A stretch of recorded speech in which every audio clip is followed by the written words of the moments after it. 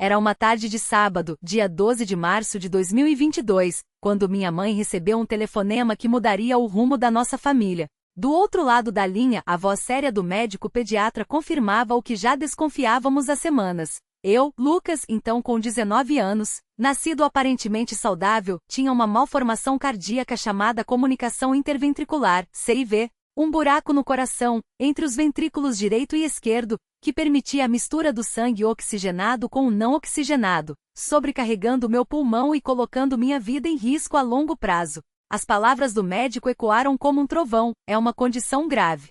Ele vai precisar de cirurgia, e quanto antes melhor. O coração já está trabalhando em dobro, e se não for tratado, pode levar a complicações sérias, como hipertensão pulmonar ou até insuficiência cardíaca. Minha mãe, irmã Maria, segurou o telefone com as mãos trêmulas.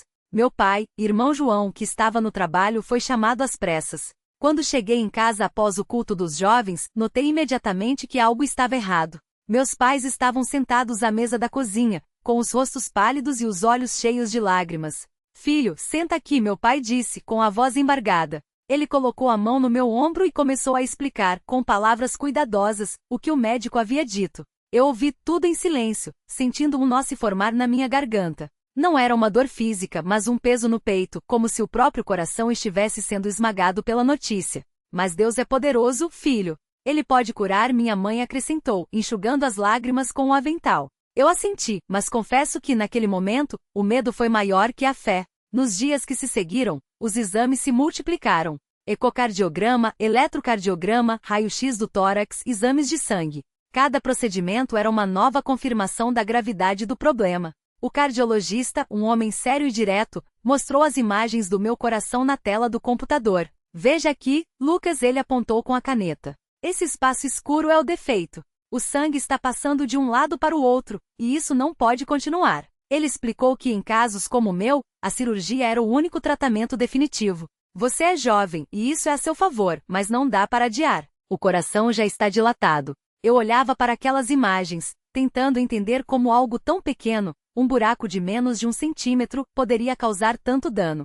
Minha mãe segurou minha mão com força, e eu senti suas unhas afundando na minha pele, como se ela quisesse me puxar para longe daquele consultório. A notícia se espalhou rapidamente entre os irmãos da congregação. Irmã Ana, uma das diaconisas, foi a primeira a nos visitar. Ela chegou com um abraço apertado e um sorvete de baunilha, meu sabor favorito. Deus não nos dá um fardo que não possamos carregar, ela disse, enquanto minha mãe chorava no ombro dela. Nos cultos seguintes, os irmãos começaram a orar por mim. Não eram orações rápidas ou genéricas, mas súplicas cheias de fé com lágrimas e gemidos. Irmão Pedro, um dos anciãos, colocou as mãos na minha cabeça durante a oração final de um culto e clamou: Senhor, tu que formaste o coração de Lucas no ventre da mãe, fecha esse buraco com tuas mãos poderosas. Não permitas que o inimigo se alegre com a enfermidade desse jovem. Dá-lhe saúde para que ele possa te servir por muitos anos. A congregação inteira respondeu com um amém uníssono, tão forte que pareceu abalar as paredes do salão.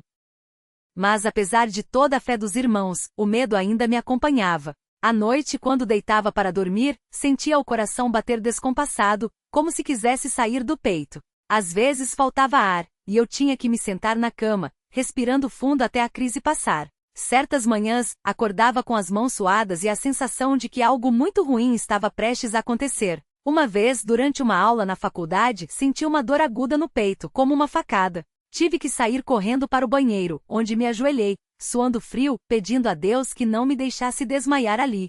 Senhor, se for a minha hora, eu aceito, mas se não for, me dá mais um pouco de tempo, orei entre lágrimas. A dor passou depois de alguns minutos, mas aquele episódio me deixou ainda mais abalado. Meus pais, porém, não perderam a esperança. Toda noite, antes de dormir, eles se ajoelhavam ao lado da minha cama e oravam por mim. Minha mãe colocava a mão no meu peito e dizia: Senhor, tu és o médico dos médicos. Sarou o cego, o coxo, o leproso. Sara nosso filho. Não queremos glória, só queremos ver a tua obra em sua vida. Meu pai, homem de poucas palavras, mas de fé inabalável, acrescentava: Deus, se for da tua vontade, opera esse milagre. Se não for, dá força para passarmos por isso. Eu ouvia aquelas orações e sentia uma mistura de gratidão e desespero. Gratidão por ter pais que lutavam por mim na oração, e desespero porque, no fundo, eu ainda não tinha a certeza de que seria curado. O médico marcou a cirurgia para o dia 5 de maio. Faltavam pouco mais de 2 meses, e cada dia parecia uma eternidade. A congregação se mobilizou. As irmãs organizaram um jejum coletivo por 3 dias, e os irmãos se reuniram em grupos de oração nas casas. Irmão Carlos, um dos obreiros, me chamou para uma conversa particular. Lucas, você tem que crer, ele disse, olhando nos meus olhos. Não é só questão de ter fé, é questão de confiar que Deus ouve e responde. Quando Jesus curava, ele dizia, segundo a tua fé seja contigo. Você tem que se apegar a isso. Eu balancei a cabeça, mas confesso que naquele momento minha fé estava fraca. E se Deus não quiser me curar? Perguntei com a voz trêmula. Irmão Carlos segurou meu ombro com firmeza. Deus quer, sim. Ele não tem prazer na enfermidade. O inimigo é que quer nos fazer duvidar, mas nós não vamos dar lugar a ele. Os dias foram passando, e eu comecei a sentir uma mudança dentro de mim. Não foi de uma hora para outra, mas aos poucos, como um fogo que vai aquecendo uma casa fria. Nas madrugadas, quando acordava com medo, passava a ler a Bíblia. Não eram leituras longas, mas versículos que falavam do poder de Deus. Salmos 103, 3, Ele é que perdoa todas as tuas iniquidades e sara todas as tuas enfermidades. Jeremias 30, 17 Porque eu te darei saúde e te curarei das tuas feridas, diz o Senhor. Aqueles versículos se tornaram minha âncora. Comecei a repeti-los em voz alta, como se estivesse falando diretamente com Deus. Senhor, tu disseste que saras. Eu creio nisso. Não sei como, não sei quando, mas eu creio. Uma semana antes da cirurgia, tive um sonho que nunca esquecerei. Sonhei que estava em um grande salão cheio de luz, e no centro havia uma mesa comprida, como as que usamos nas ceias.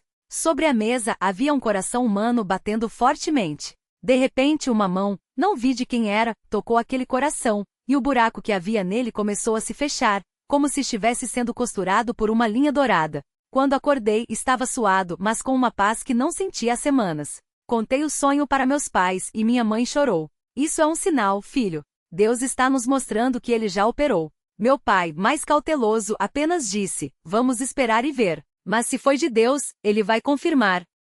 O dia da cirurgia chegou. Eu estava internado desde a véspera, e a enfermeira havia me dado um sedativo para acalmar. Minha mãe não conseguia parar de chorar, e meu pai, embora tentasse se manter firme, tinha os olhos vermelhos. Quando vieram me buscar para levar ao centro cirúrgico, minha mãe me abraçou com tanta força que doeu. Vai com Deus, filho. Ele está contigo. Eu sorri tentando ser forte por ela.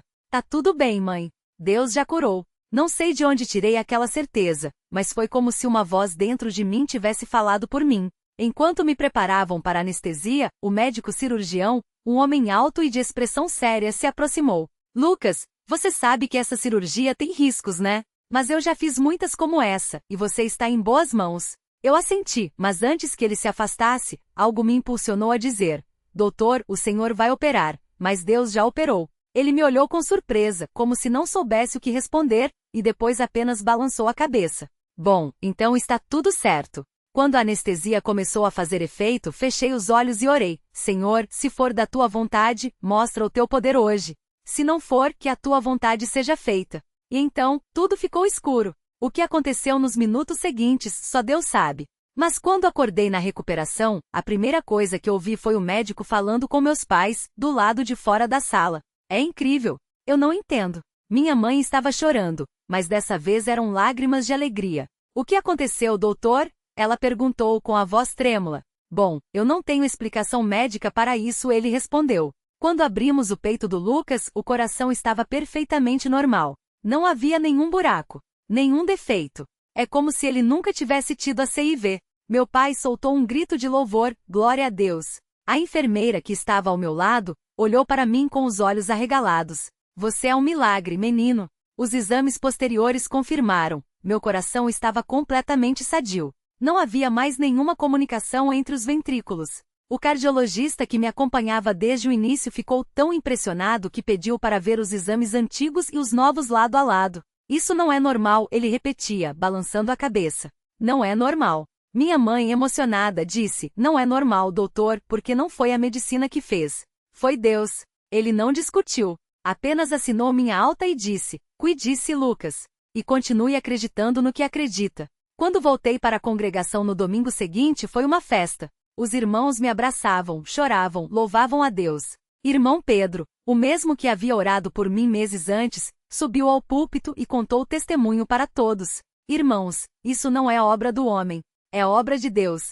Ele ouviu nossas orações, ele viu nossas lágrimas, e ele agiu. A congregação inteira se levantou, cantando hinos de gratidão. Eu, no meio daqueles irmãos, sentia um fogo no peito não de dor, mas de alegria, de gratidão, de uma certeza que nunca mais me abandonaria. Deus é real, e Ele ouve o clamor do seu povo. Hoje, mais de um ano depois, continuo saudável. Faço check-UPS regulares, e todos os exames confirmam, meu coração está perfeito. Não preciso de remédios, não tenho mais falta de ar, não sinto mais aquelas dores que me atormentavam. Mas o mais importante não é a cura física. É a certeza de que Deus está vivo, que Ele se importa conosco, que Ele age quando clamamos a Ele com fé. Às vezes, quando estou sozinho, penso naquele dia no hospital, na voz do médico dizendo que não havia explicação. E sorrio porque sei que a explicação está em Jeremias 32, 2.27. Eis que eu sou o Senhor, o Deus de toda a carne. Acaso, haverá algo demasiado difícil para mim? Hoje, quando vejo alguém passando por uma enfermidade, seja na congregação ou fora dela, procuro encorajá-lo. Digo, Deus pode. Ele curou meu coração, e pode curar o seu também. Não desista de clamar. Não desista de crer. Porque a fé não é só acreditar que Deus pode. É saber que Ele quer. E quando Ele quer, nenhuma enfermidade resiste. Que este testemunho sirva para fortalecer a fé de quem lê. Que sirva para lembrar que mesmo quando o medo bate à porta, Deus está no controle. Ele não nos abandona. Ele não nos esquece. E quando menos esperamos, Ele age não do jeito que imaginamos, mas do jeito que é perfeito. A Ele seja toda a glória, honra e louvor, pelo que fez, pelo que faz e pelo que ainda fará em nossas vidas. Amém.